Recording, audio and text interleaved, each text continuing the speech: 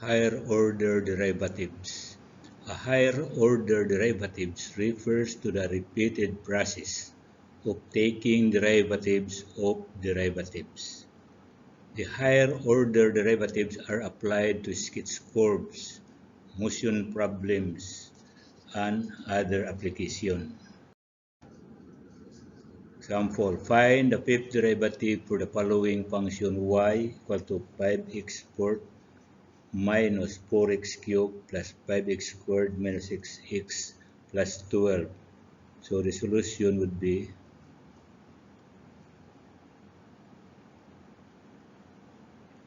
y prime equals to 20x cubed minus 12x squared plus 10x minus 6. Y double prime equals to 60x squared minus 24x plus 10. Y triple prime equals to 120x minus 24. Y to the fourth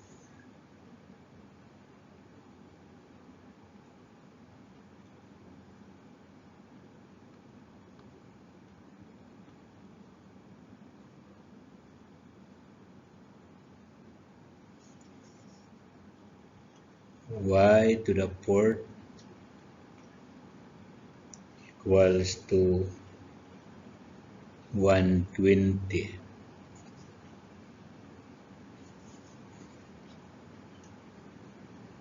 Y to the fifth equals to 0.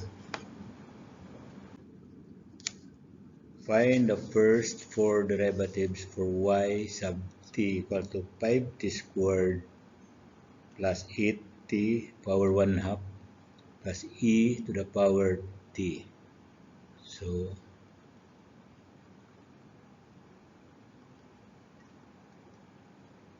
y prime t 5t squared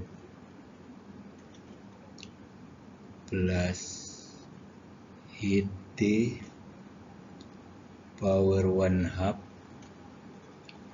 plus e to the power t.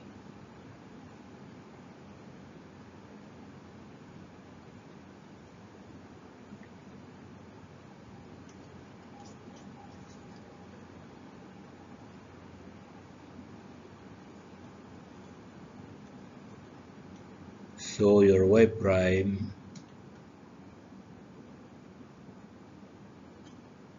sub t equals to 10t plus 4t minus 1 half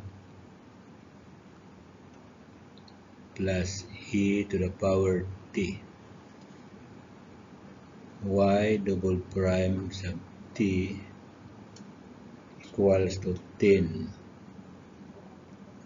minus 2t minus 3 all over 2 plus e to the power t, and y triple prime sub t equals to 3t minus 5 all over 2 plus e to the power t, y to the power 4t equals to minus 15 all over 2 t minus 7 all over 2 plus e to the power t.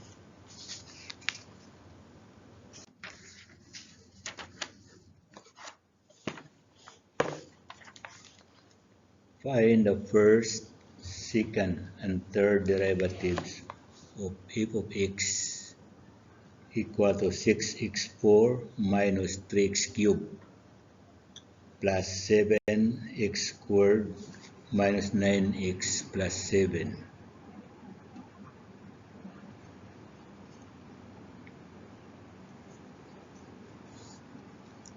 If prime of x equals to 24x cubed minus 9x squared plus 14x minus 9. If double prime of x equals to 72x squared minus 18x plus 14. If triple x equals to 144 x minus 18. Find the first, second, third, and the fourth derivative of y equal to square root of x.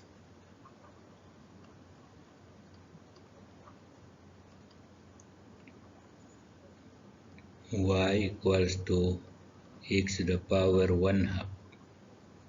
So y prime equals to 1/2 x minus 1/2. Y double prime minus 1/4 x minus 3/2. Y triple prime equals to 3/8 x minus 5/2. Y to the fourth equals to 3/8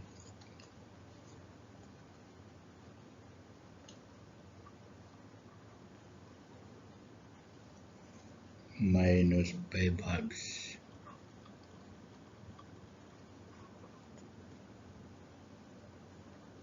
X minus 7/2